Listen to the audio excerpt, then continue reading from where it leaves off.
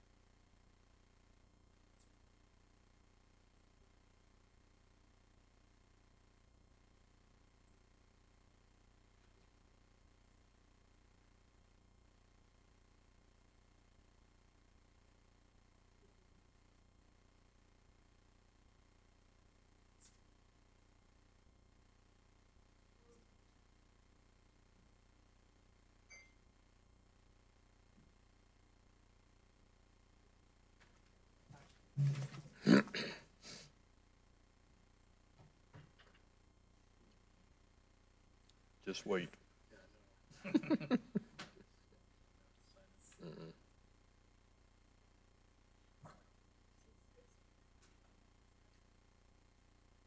They're still coming in.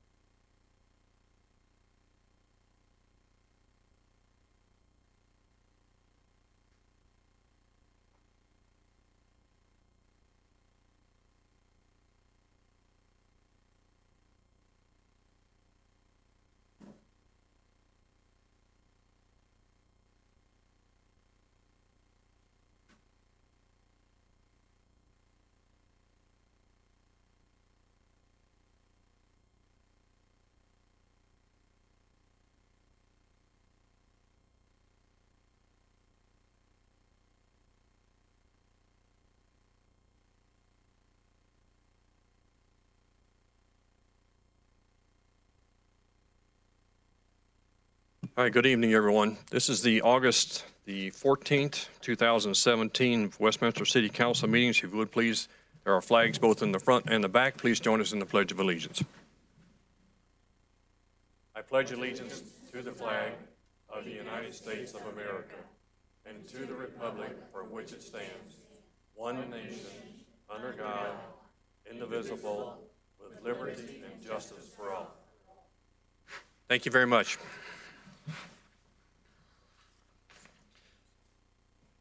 Ms. Parker, would you take the roll, please?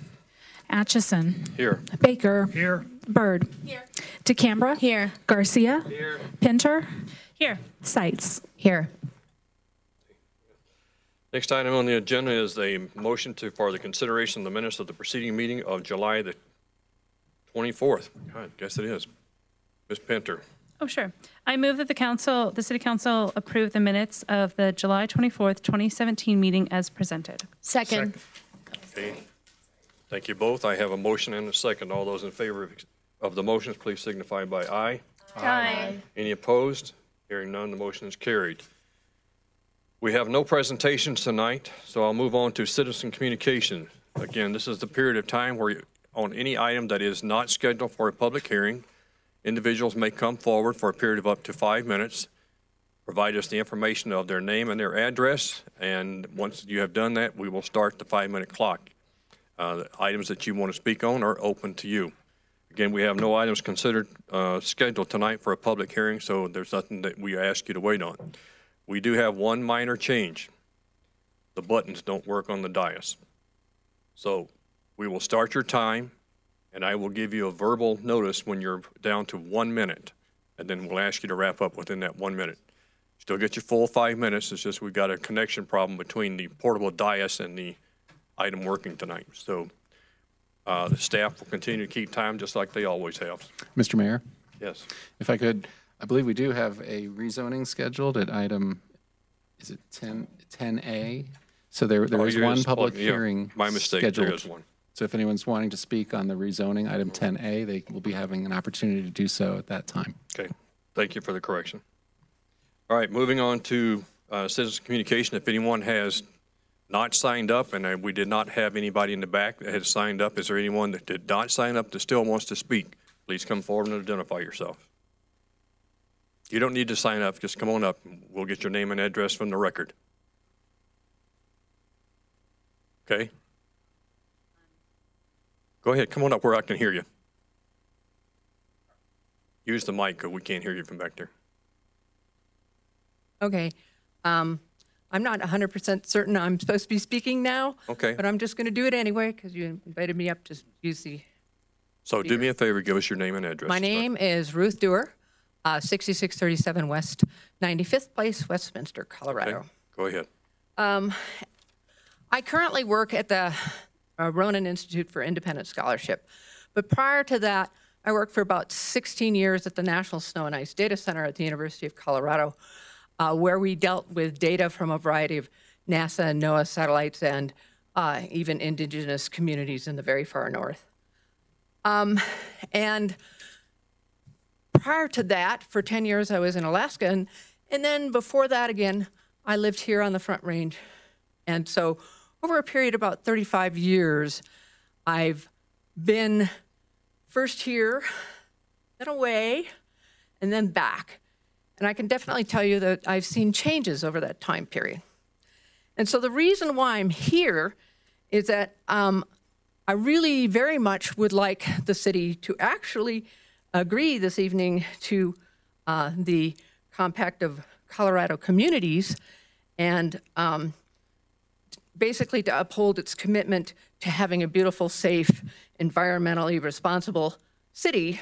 And let's face it, there's a lot of communities here already, including this one, who's seen adverse effects of climate change, and such as, shortened ski seasons, floods, droughts, wildfires, infamous pine beetles, none of which are good for the economy, whereas actually moving to a more environmentally sustainable system would be good for the community, and we've seen that. And so I definitely am urging this group to agree to that compact later this evening. Thank you. Thank you, ma'am. We have someone else? Yes, ma'am. Come on up. My name is Ann Sutton, 4715 West 112th Court here in Westminster. I would like to take a couple of minutes and this opportunity to congratulate Westminster for being a founder of the Compact of Colorado Communities that was formed in recognition of the impacts of climate change on Colorado public health, our economy, and our way of life that encompasses the enjoyment and conservation of natural resources. Global warming is driven by the accumulation of greenhouse gases in our atmosphere that prevent radiation of excess heat energy into space. Greenhouse gases are primarily generated by burning of fossil fuels such as coal, natural gas, and gasoline. The mission of the Compact includes growing the use of clean energy sources, setting greenhouse gas reduction goals, and sharing lessons learned across the communities in Colorado. Westminster is already making progress in these and other objectives, such as facilitating installation of solar panels by residents and businesses, expanding the use of electricity from solar gardens and for our municipal buildings, transitioning to LED street lighting, installing ports for charging electronic vehicles at the Westminster station, and educational outreach to encourage energy efficiency in homes and businesses. I would like to encourage the council to confirm membership of the city in the Compact of Colorado Communities, which would provide access to training and other resources, coordination of statewide efforts, and support for overall planning for a better future. I'm optimistic about Westminster continuing its progress in clean energy use for the whole city. And again, thank you to the City Council for its leadership in this important mission. You have anyone else? Ma'am, come on up. I see that there's somebody else listed on the list, but, All right, go ahead. okay. My name is Mary Thunberg, and I have two properties, either in unincorporated Evanston County or the city of Westminster. I am here to talk about two things. Number one, the water towers that have been at Gregory Hill at 82nd and Lowell. And what I'm wanting to express to the council is that I had heard about the property at 96th and Federal, property that I think that you earlier discussed.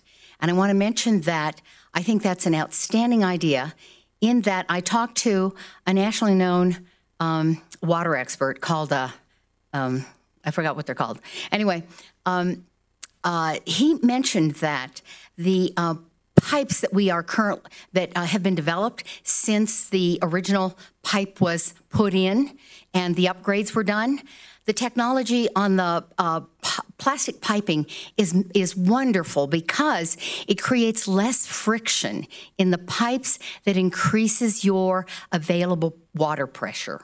So not only does the new location require, whatever location we choose, require piping that is the top grade today that will relieve us of some of this need to have as much height as we thought we would have simply by the technology of the piping.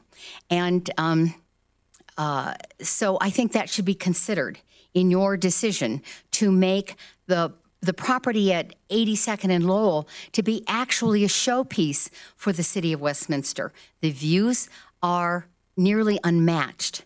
So we can develop that property and have that be another outstanding feature of the city, like this property here has a fabulous view of the mountains.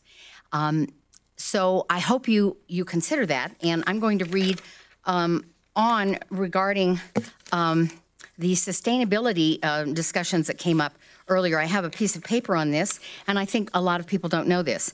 Local governments all over the world have implemented United Nations Agenda 21 sustainability initiatives through Local Governments for Sustainability, a rebranding of the original United Nations affiliate, ICLEI, International Council for Local Environmental Initiatives.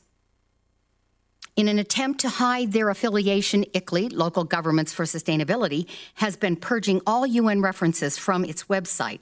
In fact, you don't read or hear much about the UN's plans for the Earth-established new outlets. Agenda 21 was promoted as the Earth Summit strategy to save our planet. In reality, Sustainable Development Guidelines of the Agenda 21 1992 Earth Summit Declaration of Environment and Development are devastating to American lifestyles, principles, and values. The independence, privacy, and civil rights of ordinary people are being destroyed. Sustainable development is the greatest threat ever perpetuated against the Americans.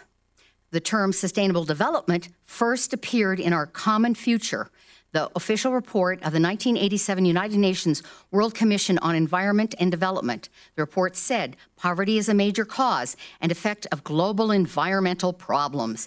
It is therefore futile to attempt to deal with environmental problems without a broader perspective that encompasses the factors underlying world poverty and international inequity.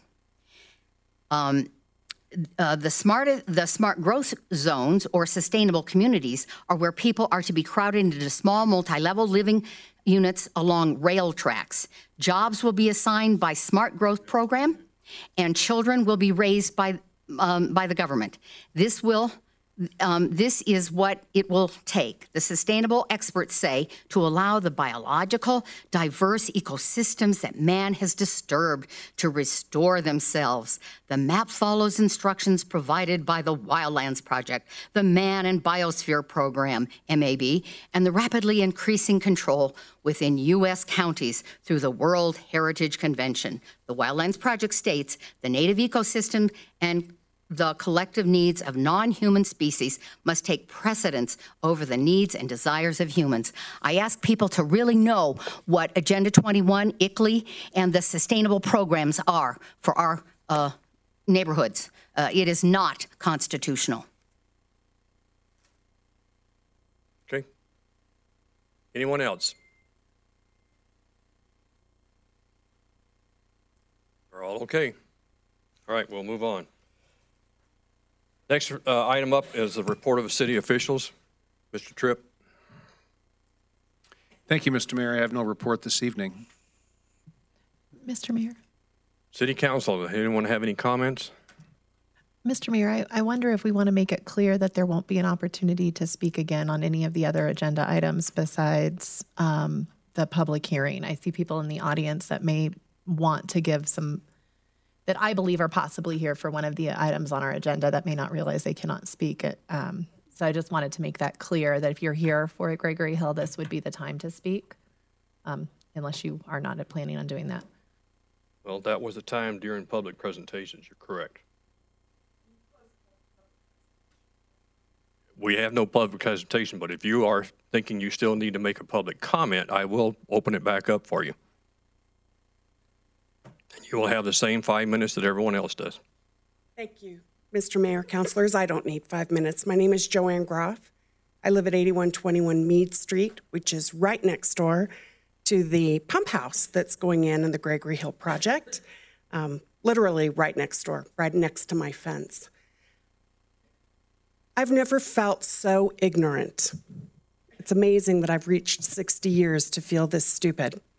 Because as we've asked questions, as we found out about this project and the location of the project since the 21st of June, the staff of the city have been very gracious to repeat their same mantra several times in trying to educate me with the exact same words that I'm unintelligent and not getting it, and they are 100% correct with the very best possible place that this project can go forward. So I'm humbled to think that I'm that uninformed. But I would also suggest that perhaps many of my neighbors feel the same way, and that this project to go forward this evening, 8D is the number, this project to go forward this evening endorses my ignorance. It could be that with better information over a longer period of time, we could have looked for a more reasonable solution, or the neighborhood could have been more convinced that this is the right choice. But we aren't there, and I don't think we're going to have the opportunity to get there further if you pass this item this evening. Thank you for your time. All right, one last time. Is there anyone else who wants to testify on anything that's on the agenda tonight that is not scheduled for a public hearing? Okay. No report of city official. Going back to city council comments. Any other comments from any member of the council? Okay, I'm going to follow up on one. If you have been disconnected from the internet, from the news, and have totally missed some of the activities that have gone on here in the United States over the last few days, especially in Charlottesville, North Carolina. This is a very unfortunate tragedy that has happened out there. Lives have been lost. People have been hurt. And I'm going to read a statement and ask for the concurrence of council that we post this on our website to make sure that everybody understands that we are very much in sympathy with the actions that have happened out there, to our law enforcement, to our first responders, to the public themselves, and to the loss of lives that are out there. On Monday, August the 14th, the Westminster City Council announced their unity with the community of Charlottesville, Virginia, and I inadvertently said North Carolina, and all those who have been impacted by the violent act of domestic terrorism that occurred there on Saturday. Hate is trying to take its way into our cities, and it must be made clear that hate has no place in Westminster. Hate towards any group is not welcome here. In fact, hate has recently touched the Westminster community. In June, graffiti was identified on a city trail overpass that depicted German words and a Nazi symbol. Although the Westminster Police Department immediately removed the graffiti, it was a symbol of hate that affected many community members, including our local Jewish community. Members of the City Council met directly with Jewish faith leaders to address safety concerns and to condemn this act of hate. In addition to partnering with our community groups and faith leaders, City Council also works alongside the Westminster Inclusivity Board, an advisory board committed to promoting fairness, dignity, and respect. As we stand with Charlottesville, we must look to our own cities where we can make progress on advancing racial equity and repairing relationships to our country's history. As our country and community face acts of hate, we are reminded that these are not what defines us as a community, but our response to them does. City Council stands in unity with Charlottesville each day as they work to promote a vibrant, inclusive, and engaged community. In Westminster, our diversity is our strength and something we celebrate, and your City Council will continue to work alongside you to stand against hate in our community. It's the end of my statement. At this time, I will open it up if there's any member of council has any comments that they disagree with this, but I would ask the council to support this and support it by Charlottesville. Ms. Pinter. Yes, and I know you'll probably be hearing from most of council in a moment. I just want to say that I concur. Looking at what happened in Charlottesville, and especially with regard with what we've seen in our own community, it is appropriate for us to stand up and say that this act of domestic terror cannot stand, and that we can't be bystanders that stay silent. We've had other instances of swastikas being up in our community and other instances of hate. When talking with neighboring city councilors, they've seen the same thing on the rise in their communities, whether it's Thornton or North Glen or any of our neighbor communities or Fort Collins. This is something that we need to be very clear on. Both my grandfather and my grandmother, my mother's parents, served in World War II. And as some people have been saying, this is a battle that we've already fought, and we need to honor that victory and honor the stands that we've taken as a country and not allow this hate to be rebooted and stop it in its tracks. And so I'm very proud that our mayor made this statement, and I'm very proud that the city, I assume with the concurrence of councilors, will be taking this stand. Ms. Byrd. Yes, I too fully support this statement, and wanted to add just a few words of my own. I too am a child of immigrants. My grandfather was born in Scotland, and I guess just a few thoughts I had is to say that tonight our city and its elected leadership have an opportunity to affirm our position that we're a fortunate community comprised of diverse peoples. We all have so many different aspects of who we are. We are of different genders, ages, we practice different religions, our skin tones are different, and who we choose to build our families with is different. But one thing, the most important thing that binds us all together is that we're all people. We're human beings who breathe the same air, bleed when we are cut, grieve when we lose someone we love, feel the joy of the birth of a new child. We're all human beings. The differences we see are what I've just enumerated, but what makes us the same is what we feel in our hearts. There is no courage or honor or dignity or any American value or patriotism that is advanced by anyone who would seek to divide us based upon perceived differences. This is cowardice and a demonstration that the perpetrator of this divisiveness has no vision that can inspire a majority. As a citizen of these United States of America, and as an elected official serving here on this Westminster City Council, I want to make clear my position. I denounce as reprehensible and anti-American the words, deeds, and ideology of white supremacy, fascism, neo-fascism, the KKK, whatever label people put on it. We're a community of peace, love, equity, and justice. There's no room for hate in Westminster, Colorado, or in our country. Mr. Garcia. Thank you, Mr. Mayor. And I concur as well with the statement, and this just in the most direct terms possible. Racist violence and bigotry truly has no place in our society, and it absolutely has no place in the city of Westminster. And I'm proud that we are joining with so many other municipalities around the nation in speaking out and letting residents know that at a local level, we are doing all we can to fight against this and to have inclusive, diverse, free society in our city. I want to just provide a contrast with all the violence that was going on Saturday, that at our Westie Fest, our inclusivity board had a booth at the event, and they had a sign there, and I'll read it to you, that says, "The Inclusivity Board is a group of Westminster residents appointed by City Council, and we work with City Council to make sure everyone has an opportunity to be heard and is treated with fairness, dignity, and respect in the city of Westminster." And so I am proud of the work that they did, the engagement that they did Saturday, and the work that they've been doing through the entire time on council. I'm happy with this statement and happy to stand against the hate around the nation that has no place in this city. Mr. Canberra. Thank you, Mr. Mayor. I also concur with the statement that's being presented by the City of Westminster. I think the actions that took place over the weekend, I think are a reminder to myself and my colleagues of the importance to continue to work to make sure that our residents feel safe and welcome and respected.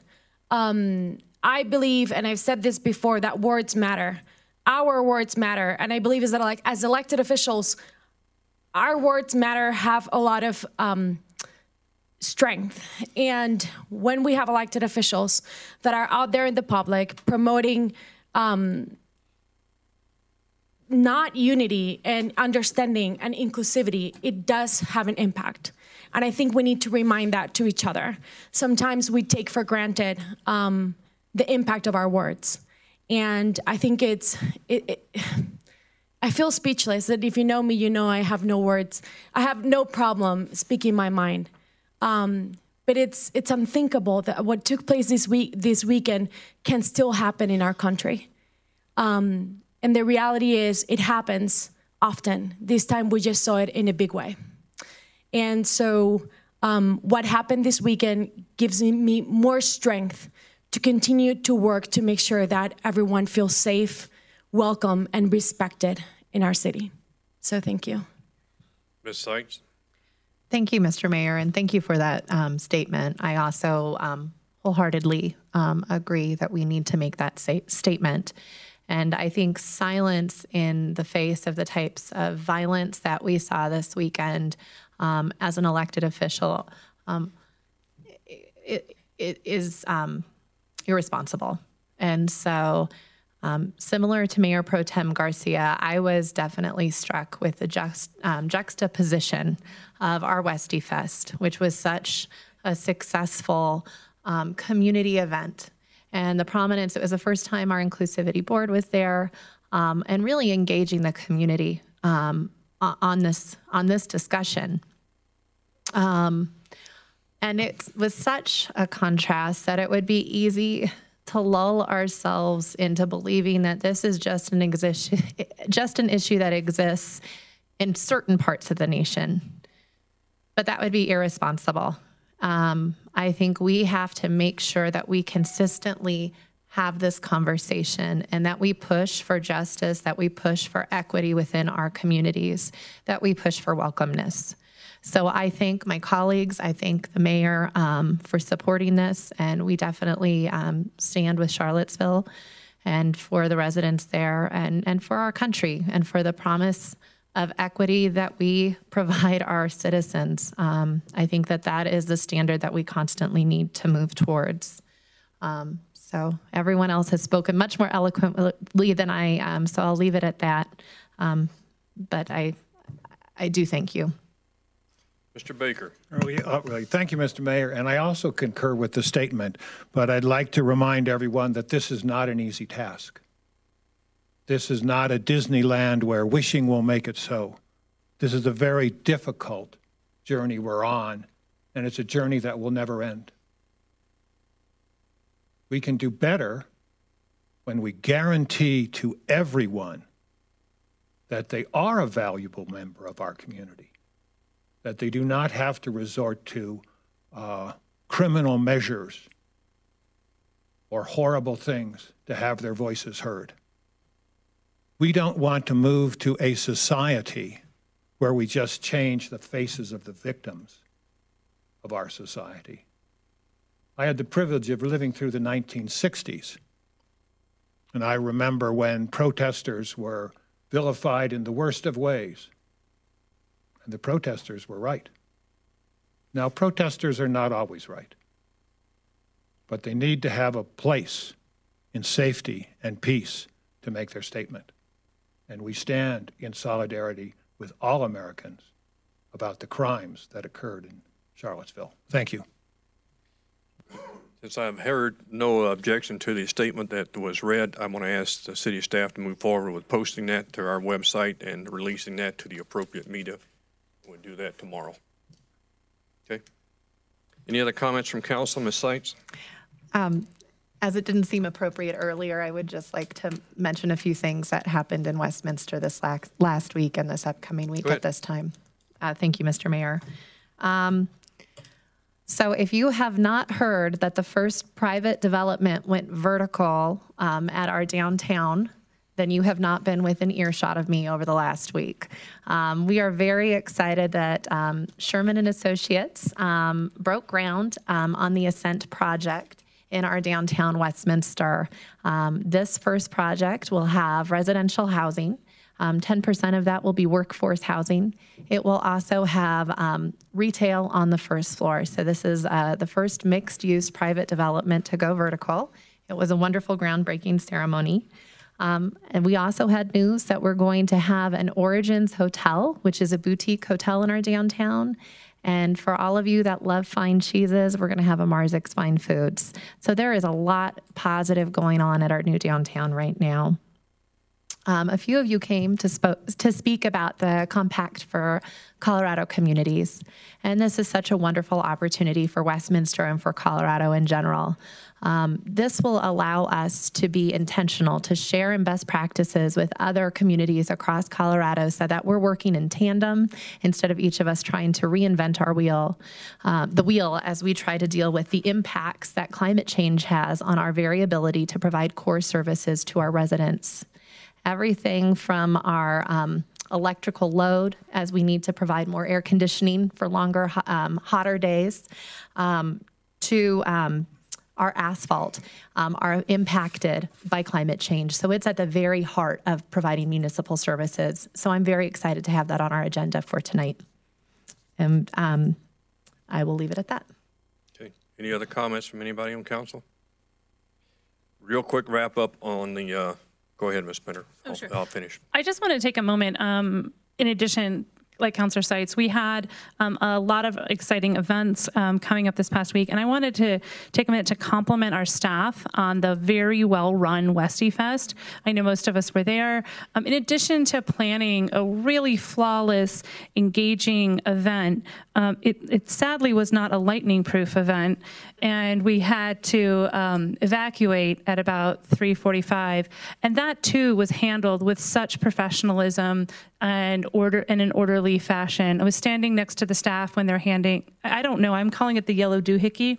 There was a yellow doohickey that measured the electricity in the air and the looks on their faces and then the immediate decision that we needed to leave. And they handled it with such professionalism. I just want to take a moment to thank our staff both for planning and executing a wonderful event, but for always putting public safety first and doing their best to provide other alternative activities. Though the Hokey Pokey was not as engaging as the band they had planned, the staff did a really good job, and I want to commend them and thank them for all the work that went into that event. And to kind of follow up, it was a good event. This is probably one of the most affordable events where if you're taking your buying spots on there, I think it was $150, and I've seen some that are a tenth that size or almost double the price for having a booth or stuff there. As Councilor Pender pointed out, we had a little interruption. Mother Nature decided to rain on our parade. Unfortunately, some of the tents that were there and people were using for booths were damaged, some more heavily than others. Some of us were lucky enough to get ours down to the point where we became the bottom of several tents. And it took us a while to disconnect this erector set that got put together by the wind. But I think the biggest thing out of this is, as Emma pointed out, we didn't get anybody hurt. The staff got everybody out, and we tried to make people as cautious as they could about going back too soon. Few people got wetter than they would have done if they just stayed in their cars and waited for the whole storm to pass instead of that little lull. But I think, again, the biggest part of this was it turned out to be a safe event. Getting that many people, and I believe at one point we were close to 10,000 people that had been at the site that day. To get that many people off that site into shelter, protect them, while trying to save as much as we could of what was being destroyed by the wind. I think the staff did an outstanding job. And to the Parks and Rec, to the volunteers who came down, I know senior staff was there driving carts around. We had a lot of people trying to get people to shelter. So to everyone who participated in that, from the staff level to the volunteers that were there for our different groups, thank you very much for your time. And we hope to have another event next year with not so much wind and rain. So we will try to talk a little bit better than Mother Nature, see if we get a little more cooperation out of her next year. Moving on. The next item on the agenda is the consent agenda. The consent agenda is a group of routine matters to be acted on with a single motion. We have had a request to remove item 8D from the consent agenda. And at this time, I'll take a motion for the rest of the items. Mr. Baker. Really, thank you, Mr. Mayor. I move that, the City Council adopt the consent agenda items 8A, 8B, 8C, and 8E. Ms. Byrd? Second. Okay, we have a motion and a second. All those in favor of all those in favor, please signify with a vote, and let me get it up for you. There we go. Okay. I have a unanimous vote of 7-0 to accept items 8A, B, C, and E on the consent agenda. At this time, I'll open up a motion for item 8D for anybody who wants to. And turn it back. There we go. Ms. Seitz. Mr. Mayor, I move to authorize the transfer of project savings from the Sheridan Boulevard water main repair and replacement capital project account to the Pressure Zone 3 expansion capital project account to provide a total amount of $3 million to complete the Gregory Hill pump station and tanks project. Second. I have a motion. Do I have a second? Mr. Canberra? Is that right? Okay, Mr. Canberra. Is there any discussion by council on item D1? Ms. Pinter, go ahead. Yeah, I just want to again thank staff. There were relentless questions and multiple open houses, and staff took the time to answer in detail every single question. And I just want to thank the very thorough and thoughtful time that staff put into both preparing the proposals and answering every single question that was presented to us. Okay, Ms. Seitz. I also want to take a moment to thank the residents. I think the residents in this neighborhood had some understandable concern about this project and really engaged us as a community, brought some very understandable questions and concerns to our attention that we were able then to vet through our city staff. So I appreciate the advocacy of the neighborhood and their ability to communicate with us. I also appreciate staff taking the time to explain things to me, because I also, this was a very technical project, and understanding the needs of the city and the constraints on the project. I think they had to explain it to me probably more times than they would have liked, but they did an amazing job, and I do appreciate them spending that extra time with me.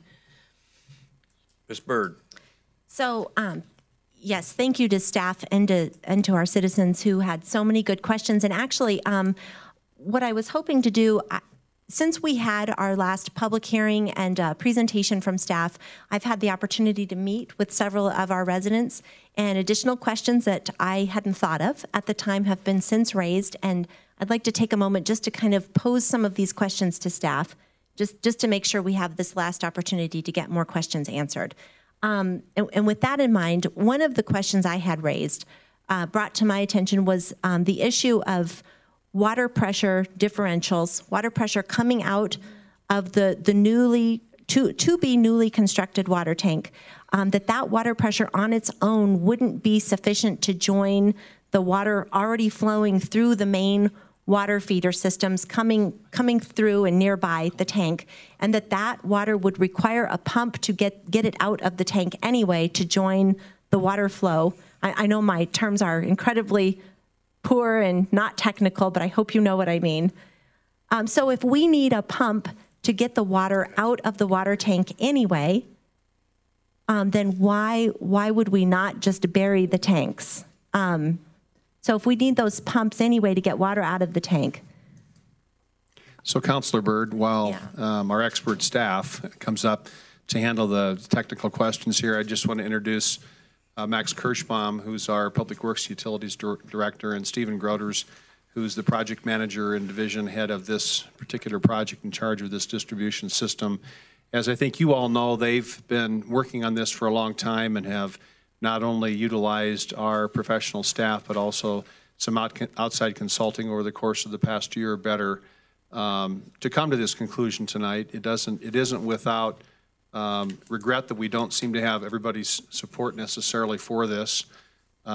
We have looked at this over and back and forth and had really good questions from neighbors that I think have caused us to even explain in greater detail and with more clarity why we're doing what we're doing, and we have some more of that tonight. So I also thank the neighbors for their questions. I thank you, council members, for your patience with us. It's a highly technical solution to a very important opportunity for our community to have safe drinking water and good fire protection in our community forthcoming for the next several generations. So to the specific question laid out here tonight, would one of you want to handle that, please? Yeah, thank you for the question. I think for consistency, what I'd like to do is read a response that was posted later this afternoon, and it may not have reached council or our citizens, but I'll just read a couple of paragraphs here. The city owns and operates 2 potable water treatment facilities that supply water to customers. These are the Semper Water Treatment Facility and the Northwest Water Treatment Facility. Pump stations at each of these facilities send potable water into the distribution system and into the storage tanks located within Pressure Zone 1, which includes the Gregory Hill tanks. Water freely flows by gravity out of the Pressure Zone 1 tanks into Pressure Zone 1 and its downstream zones, based on system demand without any additional pumping. No additional pumping is needed to feed Zone 1 because the Zone 1 tanks are all set at the precise elevation sufficient to provide pressure to Zone 1 customers. In short, as stated previously, the city does not pump out of the tanks back into Zone 1. And then the last paragraph, in non-engineering words and a simplified description, the Zone 1 tanks are on the very top of a hill serving Zone 1 areas, so water can flow freely by gravity down the hill to Zone 1 customers. Burying the tanks would be like placing the tanks downhill and below some of these customers.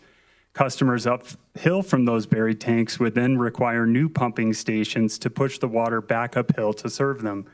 Continuing with this analogy, Pressure Zone 3 would be like a new area of customers located on a second hill even taller than Zone 1. These customers receive water from the Zone 3 tanks located on the very top of the hill serving Zone 3, which in this case is the elevated water storage tank. Water then freely flows downhill from the elevated storage tank to Zone 3 customers. The elevated tanks are filled with water using the Gregory Hill, Northridge, and Wandering View pump stations. So really what we're trying to say here is that and I'm not trying to make a joke out of this, just water flows downhill. And so when we put the tanks at the right elevation, the water can freely go where it needs to go to our customers. That's great. So without any assistance of a pump, that we're relying on the gravity from the elevation at which that water tank is being placed to serve our citizens coming out of that tank. And we don't need a water pump to bring water out of the tank. That's correct. Okay. Could I add a little bit onto that? Because it's also germane to another question you asked us a few weeks ago when we made a presentation. On the idea of the buried storage tank alternative, in an answer that we provided to you also by email, but I'm not certain what members of the public may have seen that. We went back and studied that alternative a little further between then and now, and as we estimated that evening, a couple of things. One, it falls short of meeting the objectives for doing this project in the first place, which principally are operating storage, pressure, and redundancy. It's inadequate in that regard compared to the project that we're asking you to approve tonight. And secondly, we did do a cost estimate on the idea of doing a buried tank. And as we suspected a few weeks ago, and we said we thought it would probably double the project cost. If I could, I will quote from an email response to that. The construction costs are estimated by the city's design engineer to be significantly higher at $24 million, with the added life cycle costs of $1.7 million for the electrical costs needed for the additional pumping. Additionally, there would be a need for additional manpower, that is staff, to operate and maintain the additional pump stations for the life of the system, and every time there would need to be a subsequent repair or replacement of that equipment. That added, as we indicated, $1.7 million. I believe that's probably an underestimate. So the project that we're asking you to approve tonight is less than half of that cost, and with an expected life cycle cost that boosts that even higher. Thank you. That's helpful. And actually, that sort of segues into another question that I had brought to my attention, that there are several citizens who believe that if the tanks were to be buried, there would be no maintenance required of those tanks. There would be no painting, whatever, I guess, no external wear and tear that we would be concerned with. So we would, even though perhaps the upfront costs might be a little bit more to bury them, perhaps we would realize a savings in ongoing maintenance costs if we were to bury the tanks instead.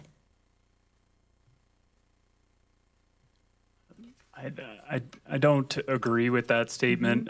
In the cases where maintenance is required in buried infrastructure, it is far more expensive to fix, repair, access, anything that were to require repair in a concrete tank. The project that's before you tonight does include above ground tanks that are concrete. Those are notoriously low in their required maintenance over time. They're highly reliable types of tanks, and that's part of the reason they're recommended tonight. But no, below ground tanks still require maintenance, and the maintenance to fix things that are below ground, it's more complicated and more expensive. So another question that I had raised to me was, because we have so much new development going on north, and if our concern is safety, why are we not trying to instead put a tank up further north where it appears to some that maybe elevations are even higher to the north of the city? So if there were to be a fire, for example, at St. Anthony's North, how could we have the best water pressure and responsiveness to a fire, to critical and sensitive infrastructure up north? Why are we not building up north? Sure. Again, here I'd like to read part of a response that was provided both about a week ago and then kind of repeated today in response to some questions related to this. Extensive hydraulic modeling has shown that storage tanks are not functional and not needed in the northeast part of the city. This area, mostly north of 104th, is much lower in elevation, and pressures are actually too high, requiring pressure-reducing valves to be used in the distribution system. The current Zone 1 ground tanks at Northridge by City Hall, Wandering View at 104th and Hooker, and Countryside at 100th and Sims, and the Gregory Hill tanks all share the same water surface elevation, operating on Zone 1 pressure provided by the Semper Water Treatment Facility. These tanks all provide gravity storage to the northeast part of the city and interconnect with redundancy to the utility system.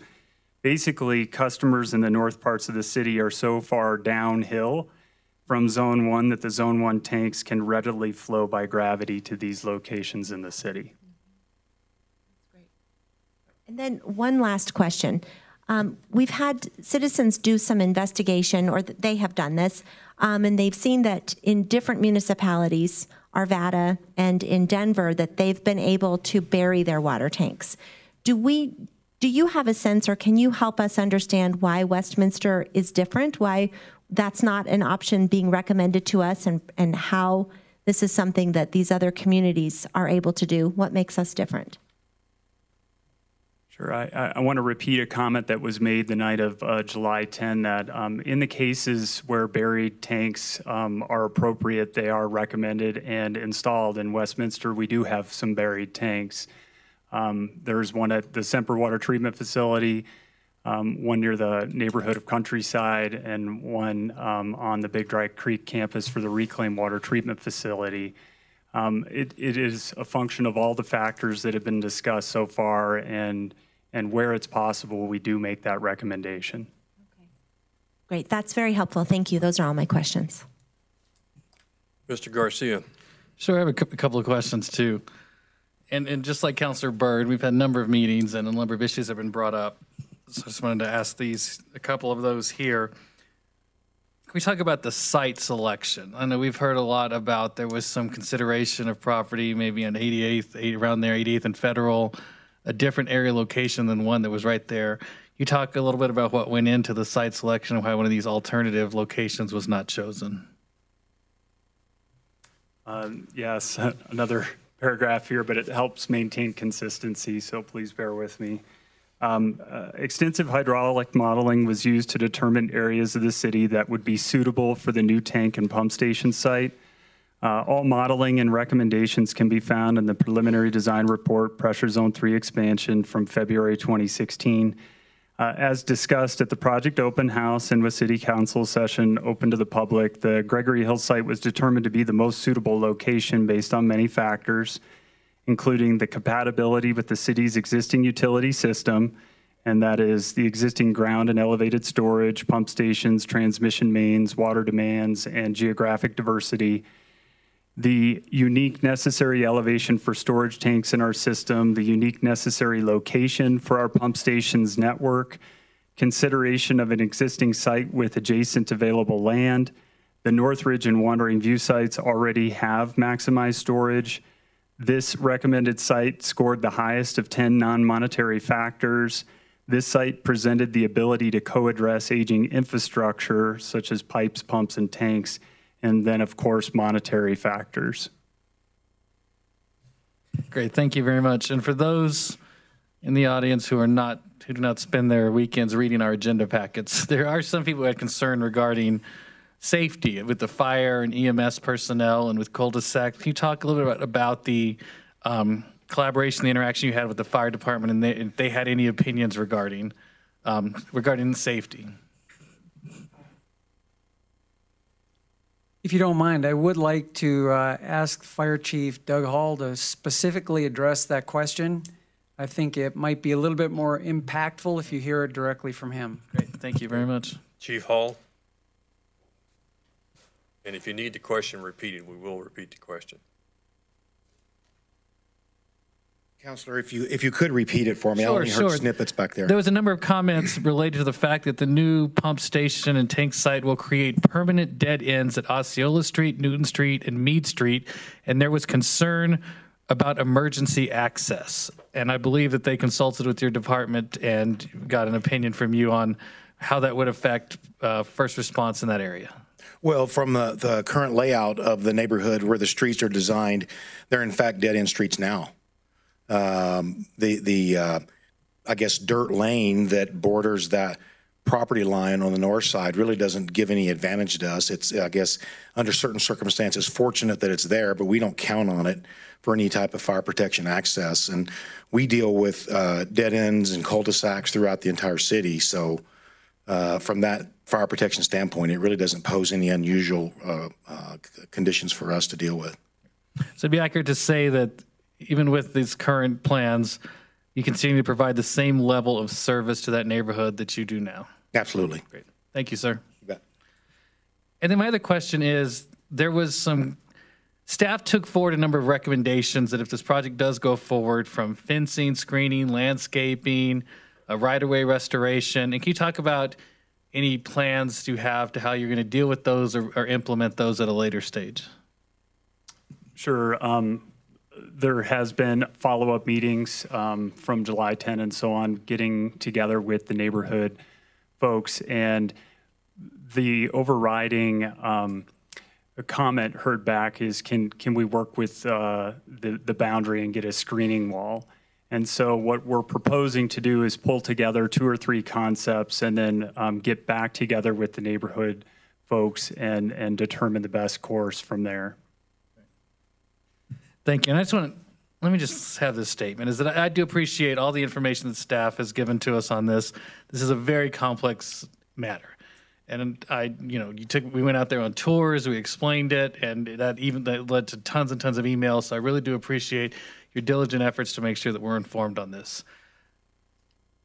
I hope there is an understanding, though, about why people are so concerned with this. I mean, I hope that this gives us some pause to evaluate our outreach process for these capital improvement projects. I think the statement was made earlier that staff has been working on this for a long time.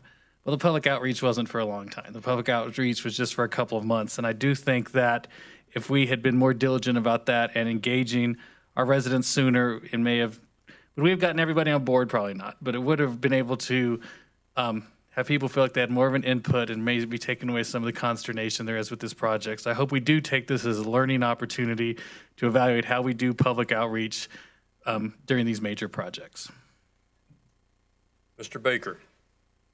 Well, thank you, Mr. Mayor. And I'm going to echo some of really Councilor Garcia's things, because I don't think there's anything wrong with the engineering or the science or anything else on this.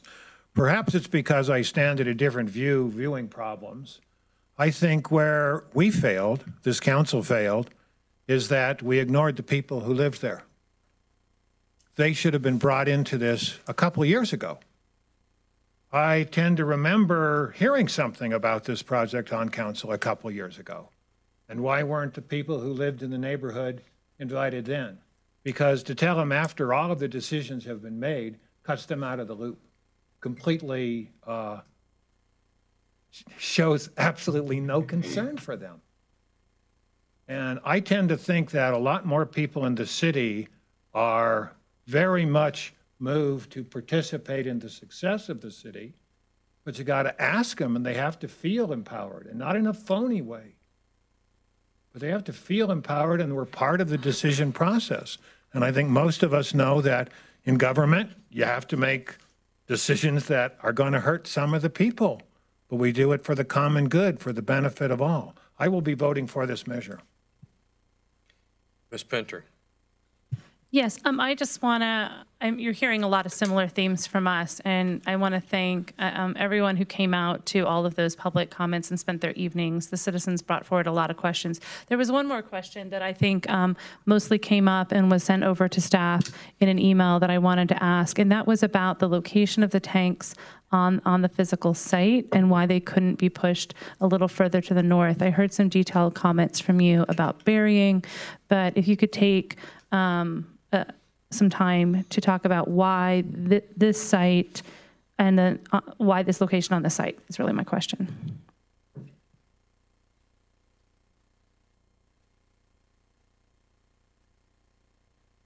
I do have a list of reasons why, if we were to take at this point and attempt to move the tanks maybe on some sort of parallel, but north of where they are, I'd like to give you my opinion, supported by quite a bit of fact, but these are my opinions. If you move the tanks north, you will also need to increase the sidewall heights even higher of the tanks, as the elevation would then drop off as you go north from the crest of that hill. You would also have to then increase site grading and detention pond configurations, possibly limiting the capacity of that detention pond within the constrained 4 acres that we're in the process of hopefully completing a purchase and sale agreement with the owner. It would also require a resubmittal to the Colorado Department of Public Health and the Environment, as well as through city planning for the ODP, the official development plan approval. It would still pose essentially the same view obstruction. In fact, it may increase the obstruction for some of the homes closer to Lowell by moving them further north. In other words, the home closest to Lowell would be even greater impacted if we move that tank to the north in its view toward the north and to the west, that is. Next, if you move the tanks closer to some of the homes on the west side or on the northwest side of the proposed site, specifically, there's one home that would be, I would say, northwest of the proposed location. What we'd be doing is moving the tanks even closer to that residence. It would also change the discussion and most likely delay settlement negotiations with the landowner on the land needed for this project. To this point, our objective has been to minimize the land needed for this project and work in good faith with a pillar of fire to avoid condemnation action, which is also one of your directives to us. The current layout that we've proposed to you is a result of those negotiations and discussions.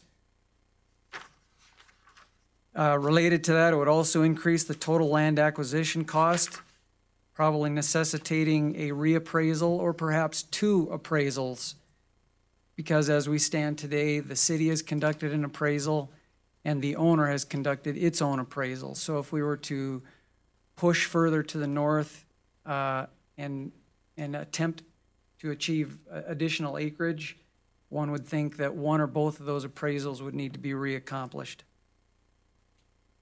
And the last couple items also relate to cost, which I think is the least of the issues, but it is an issue. It would increase the cost for redesign and also the cost for construction. It would force the cancellation of this solicitation that we have before you this evening and require us to resolicit the project.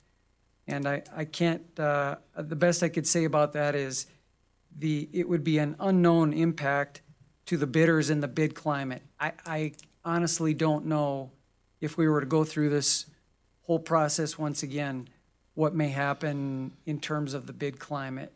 Typically, we know that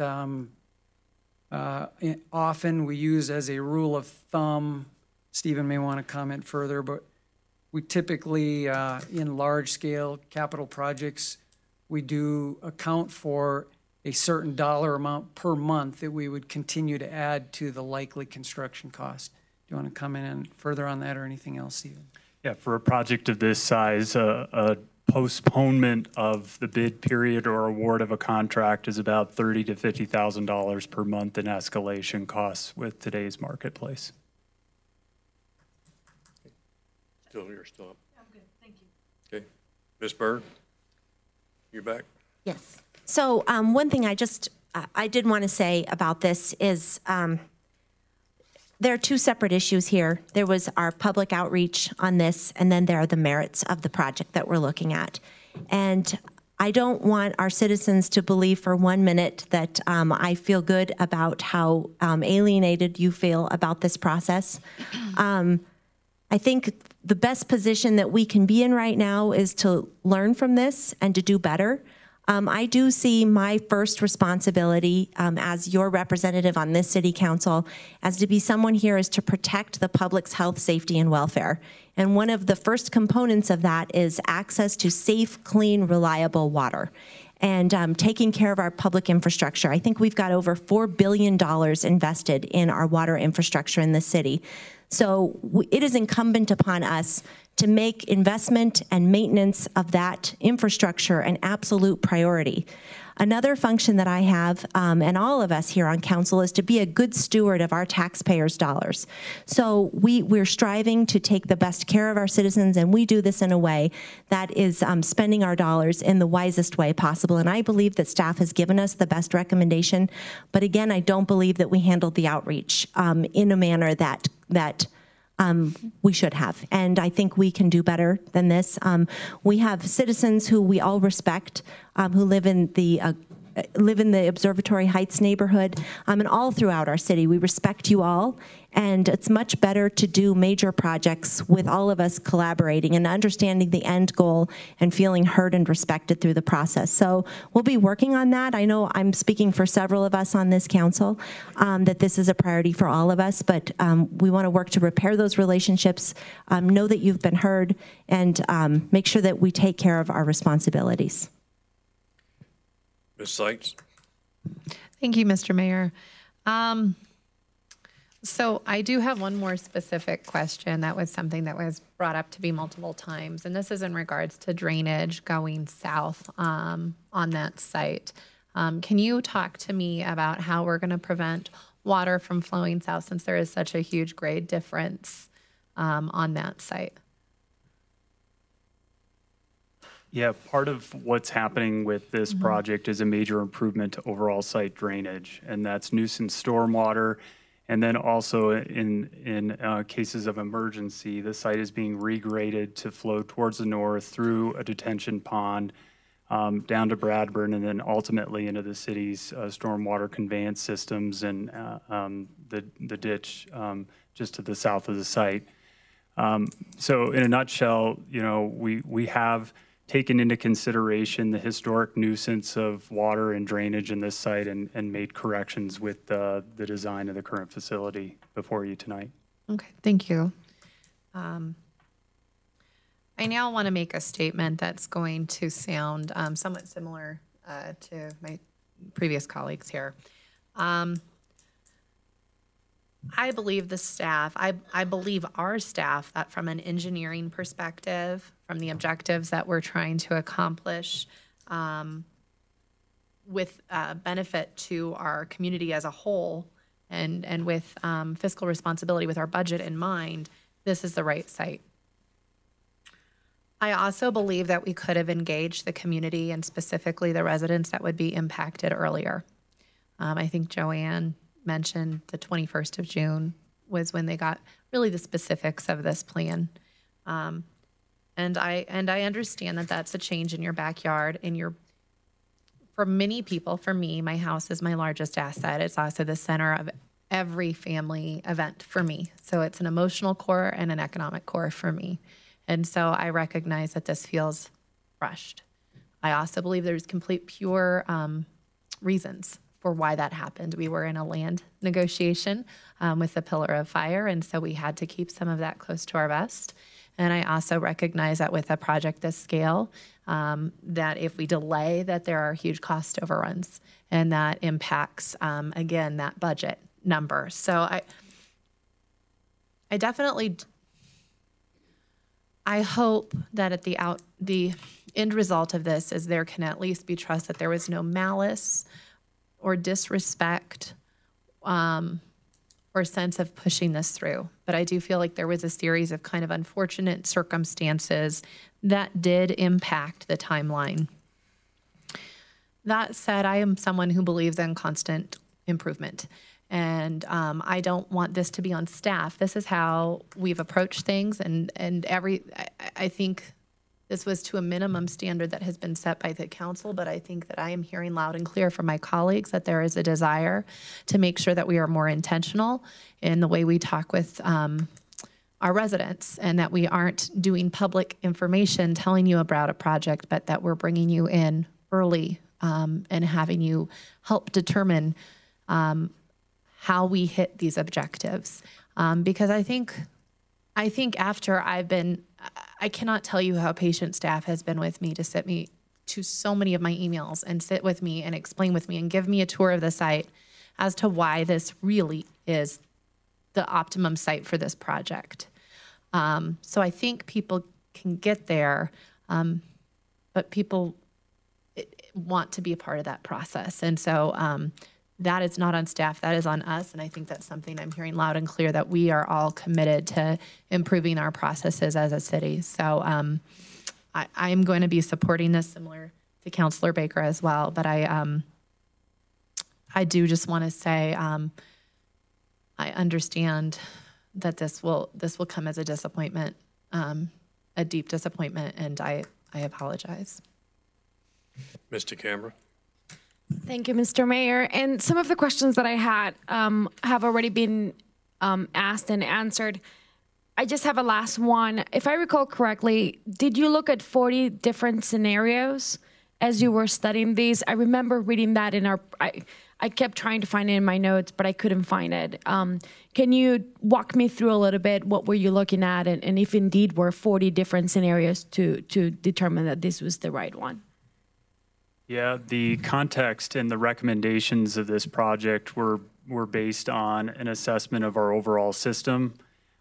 Pressure Zone 3 is one specific area of our system, but just like the human body, it's all connected. And when we make one beneficial improvement to one area, it can provide a good benefit to the whole utility.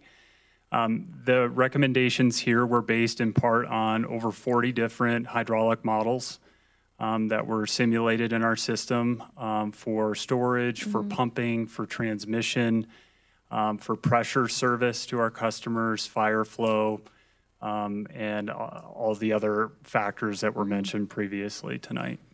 Thank you. And I actually just remember a last question. And I think Mayor Pro Tem Garcia touched on this a bit on his question, but can you remind me why the 87th and Federal location is not the right location for the project?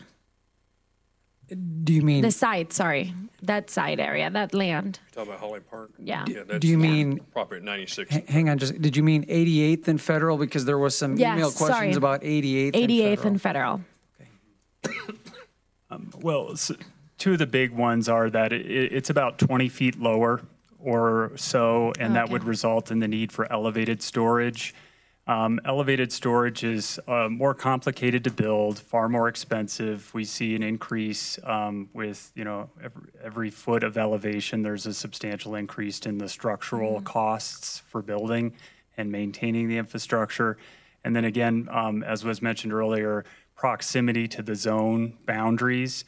When we locate this infrastructure, we have to have lines to and from each zone. And if we were to locate this just a mile away from the zone boundary, you're looking at substantial transmission and then also the risk associated with those pipelines along their path. Thank you. That's all the questions I have. And I just want to take a moment. I want to thank our residents for all the questions that you brought. I specifically want to thank Mr. Ragsdale, Ms. Lindholm, Ms. Groff, and Mr. Valente. It got to a point that when I was meeting with Mr. Ragsdale, I even asked him if he was an engineer because I didn't know his background, and he was so educated and had so many important questions that I saw him as an expert in this process. I thank you. I really do. And I know it probably sounds to you like, great, that's all you're saying. I also want to apologize. It's easier for me to sit here and blame staff or this and that because you were not involved in the process earlier. But the reality is that I work for you. We work for you.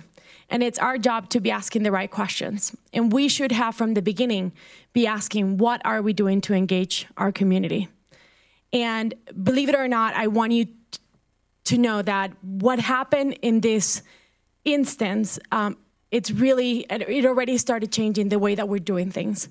Our council is very committed to engaging the community, but clearly we have a long way to go. There's already a couple of projects that are being evaluated where the first meeting, as soon as the project was being even discussed, the residents in that area were involved. And sometimes I wonder even if you were engaged longer, if this would make a difference. I stood in front of your home, Ms. Groff, and I know you're going to be one of the most impacted. And I don't know if we can change that. But what I can change is how we do things moving forward. It was hard for me to look at this as Counselor, oh my God, I drew Bird said as two different things, because initially, because I was a bit frustrated about the process, I was looking at one. But then I had to, as a counselor, look at it, did we fail in the communications, and did we fail? Is this a project that it's not right? Or is this one thing that didn't go well? And does the project have all the background to make sure that it is the right project?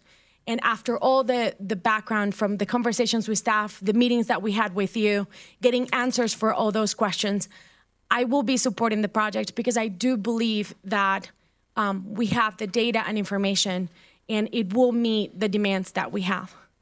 That being said, moving forward, thanks to the work that you've done in this project, I will definitely be asking very different questions. So thank you. Any other comments from council? We have a motion and a second. If I can get this thing to work right. At this point, if you would please, with your buttons, cast your ballots.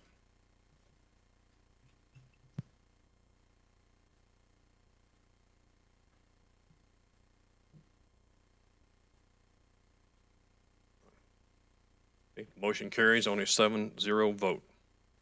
Next item on the agenda is item D2. Go ahead. Mr. Mayor, I move to authorize the city manager to execute a contract with the low bidder, PCL Construction, Inc., for the Gregory Hill Pump Station and tanks replacement construction in the amount of $12,509,000, plus a contingency of $2 million, for a total authorized expenditure with this firm of $14,509,000. Is there a second? Second. We have a motion and a second. Is there any further discussion on this item by council? Ms. Seitz? No. Okay. No further discussion? All those in favor and are opposed, please vote.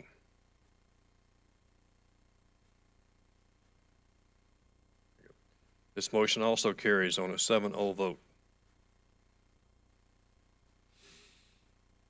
Next item is item D3. Ms. Seitz, if you would, please. I move to authorize a contract amendment with Burns and McDonnell Engineering Company, Inc. to provide engineering services during construction in the amount of $1,676,410, plus a contingency of $167,641, for a total of $1,844,051, bringing the total authorized expenditures with this firm for work on the Pressure Zone 3 expansion project from the previously approved amount of $3,689,568 to $5,533,619. I have a motion and a second. Is there any discussion on this item? Seeing none, all those in favor, please vote with your lights.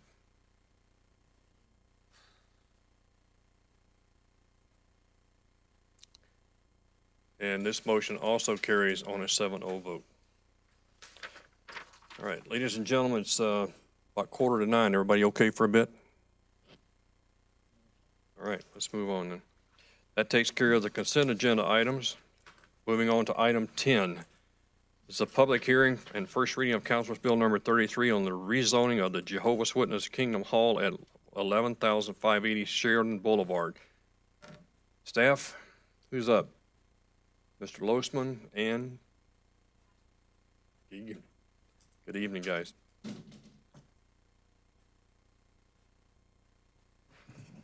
Okay, thank you. So yes, tonight we're here to talk about the rezoning application for the Jehovah's Witness Kingdom Hall. This property is located off of 11580 Sheridan Boulevard.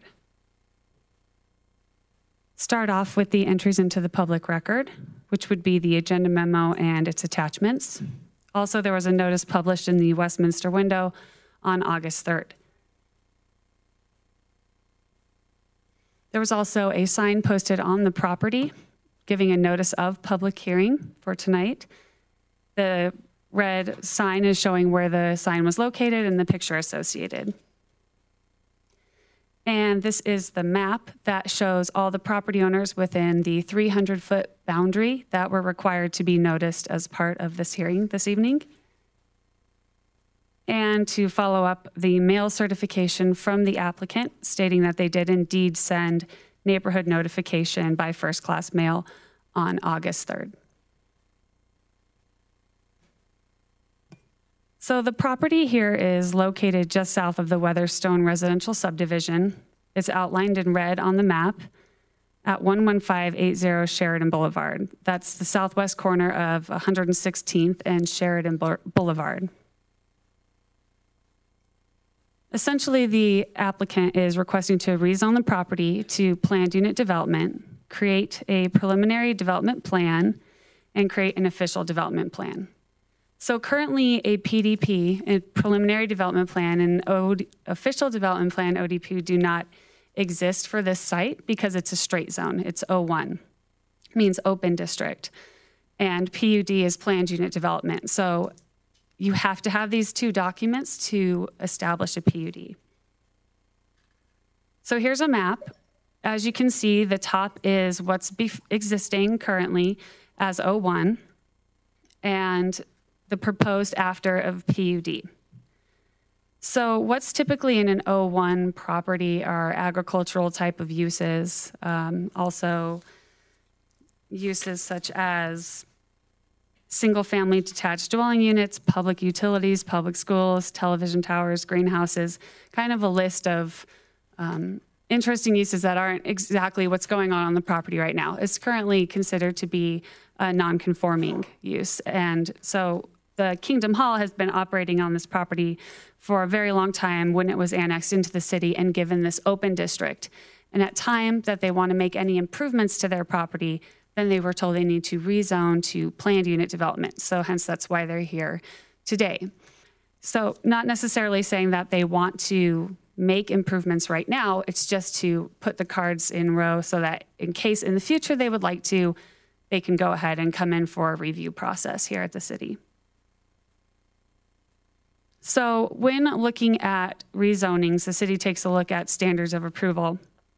And for rezonings, we look at the Municipal Code 1153 to see if the proposal is in conformance with a series of standards of approvals. And this property, after review, staff has determined that it is in conformance with the comprehensive plan and all the city policies and standards associated with that. And the existing capacity in the existing capacity does not affect the city's infrastructure. Those are just some of the standards of approval, if you will. Also, that staff has determined that after review, the proposed preliminary development plan meets all the standards of approval outlined in section 11.5.14 of the code. And some of those include compliance with the city's comprehensive plan and all codes, ordinances, sound design, access and connectivity with infrastructure, and compatibility with the surrounding area, meaning there's no adverse impacts. So the current comprehensive plan designation for this property is public, quasi-public. So the use that's going on there right now is already in alignment with what the PUD zoning is proposing. Also taking a look at, staff also has determined after reviewing the proposed official development plan that it does meet the standards of approval for 11.5.15 of the code. And some of those include compliance with codes, ordinances, and approved PDP, sound design elements, parking, landscaping, and the compatibility with the surrounding uses, meaning that there's no adverse impacts. So I wanted to just give a comparison here. The top is an existing aerial image of the site, and on the bottom is the proposed site plan. So just to alleviate any concerns, that there might be development occurring on this property as part of this proposal this evening. You can see that the top, the building's existing. On the bottom, I could use a little pointer here. So the top here is the existing structure. The bottom here is the footprint of that existing structure. There's a shed there, the parking lot, this concrete pad here, and this existing building here, along with the surrounding fence. And that is repeated on the site plan below, verbatim. So just to kind of alleviate any concerns that might occur with that. Also to put it out there that any future development that were to occur on the site, that the applicant would need to come in and apply for an ODP amendment, in which staff would be able to review that to determine if what the applicant is asking for is in conformance with the code and appropriate for the site.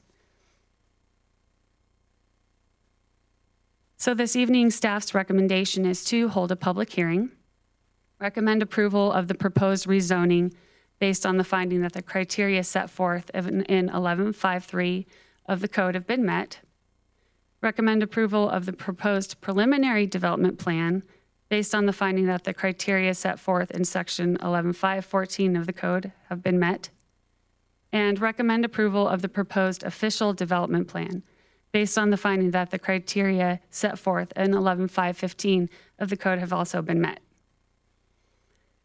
In addition, the results from the Planning Commission reviewed this proposal on July 11th and voted unanimously in favor, 7-0, to recommend that City Council approve the proposed zoning, PDP and ODP, based on the findings that they are in conformance with the sections of the code for approval. The request also meets the City Council's goals that it creates a vibrant, inclusive, and engaged community. And that's all. If my applicant would like to speak now, you may.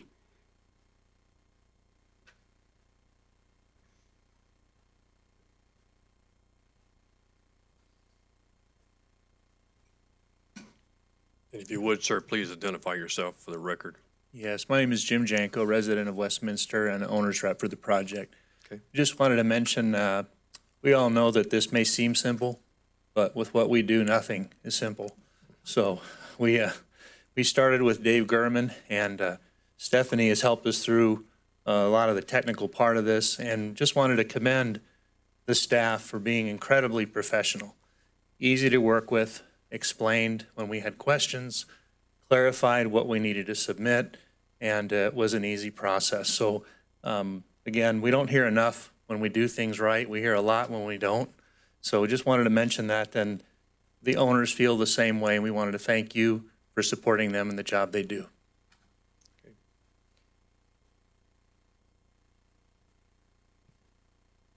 Any other comments? That's all. Thank you.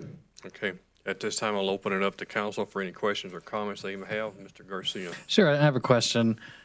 There's a mention regarding traffic, and that's always the question that comes on these. What's it going to do? How's it going to impact traffic? And it notes that there was a note placed within the ODP to ensure that any future development of the site may trigger a requirement for a formal traffic study as a condition of review and approval. Can you talk a little bit about the may part in there? Like tell me why it's conditional, and what would trigger a formal traffic study, what wouldn't? Mr. Losman? We'd most likely would require a traffic study. The may part comes into play when there isn't a change in the use that's there now, but any change would require a traffic study. Great, thank you very much for that clarification. And then let me just commend staff. It's always wonderful to hear people come in and talk about what a pleasure it was to work with and how easy it was to go through this process. I just want to say thank you very much for your work on this. Councilor, at this time, is there any other discussion or questions you have of staff before I open it up to the public? All right, seeing none, I'll at this time declare the public hearing open. If there's anyone in the audience who has any comments they'd like to offer either in support of this application or in opposition to this application, we'd ask you to please come forward and identify yourselves.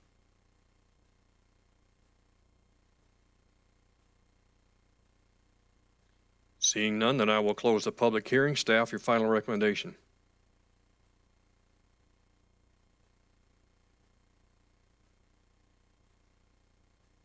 So the final recommendation is to recommend approval of the proposed rezoning based on the finding that the criteria set forth in section 1153 of the code have been met. Also recommend approval on the proposed preliminary development plan based on the findings that the criteria set forth in section 11514 have been met. And then finally, recommend approval of the proposed official development plan based on the findings that criteria set forth in section 11515 have been met. So that would be 3 different motions. Okay, thank you much. Any other comments from council? If not, Mr. Garcia. Thank you, Mr. Mayor. I move to pass Councilor's Bill number 31 on first reading, rezoning the subject property located at 11580 Sheridan Boulevard, owned by the North Congregation of Jehovah's Witnesses of Westminster, Colorado, from open district to planned unit development. This recommendation is based on a finding that the criteria set forth in section 11-5-3 of the Westminster Municipal Code have been met. Second. I have a motion and a second. Is there any further discussion by council? This is a roll call vote. Atchison. Yes. Baker. Yes. Byrd. Yes. DeCambra. Yes. Garcia. Yes. Pinter. Yes. Sights. Yes. Motion passes on a 7-0 vote. Mr. Garcia?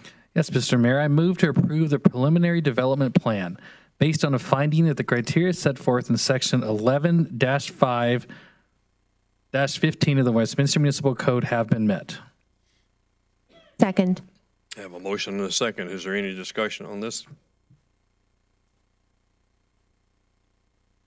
This will be a button vote. This is not a roll call. This motion also passes on a 7-0 vote. Mr. Garcia, if you would, the last one. Yes, Mr. Mayor, I move to approve the official development plan based on a finding that the criteria set forth in section 11-5-15 of the Westminster Municipal Code have been met. I have a motion and I have a second. All those, any discussion at this point? Seeing none, this is again a button vote. If I can get it. Come on. There we go. Now we'll start it.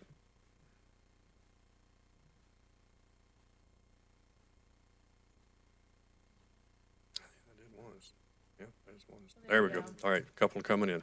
This motion also passes on a 7-0 vote. Okay. We've had a request for a short 5-minute pause at this point, so I will ask the council to return in approximately 5 minutes, and then we'll continue.